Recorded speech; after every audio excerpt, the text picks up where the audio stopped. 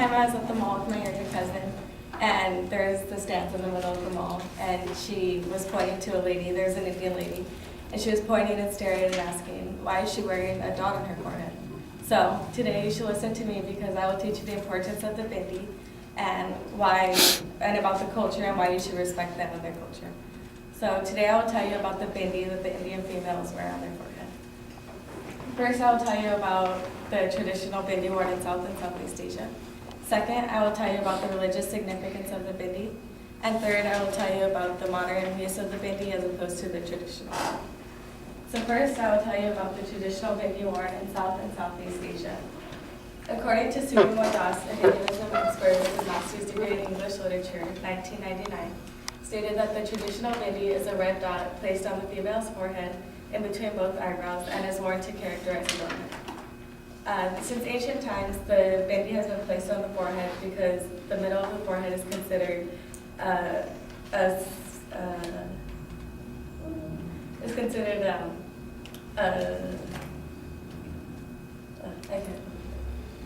the traditional bindi is worn to make marriage sacred and ensure social status. When married, the female wears the bindi on her forehead and is decorated in glittered embellishment, and the bindi is worn to represent marriage and allows her to have consent into the husband's home and allows her to be the guardian of the family's welfare and progeny. Second, I will tell you about the religious significance of the bindi in the Hindu culture. The bindi in the Hindu culture represents the women and their marriage, and every morning the women start their morning with a bath in which they are to dedicate that time to prayer. And upon leaving the prayer room, they are to place the bindi on their forehead, which reminds them throughout the day of their purpose of life. The bindi is worn because although they cannot see the bindi on their forehead, they are reminded of it when they see other females wearing the bindi, and it reminds them of the achievement of self-realization.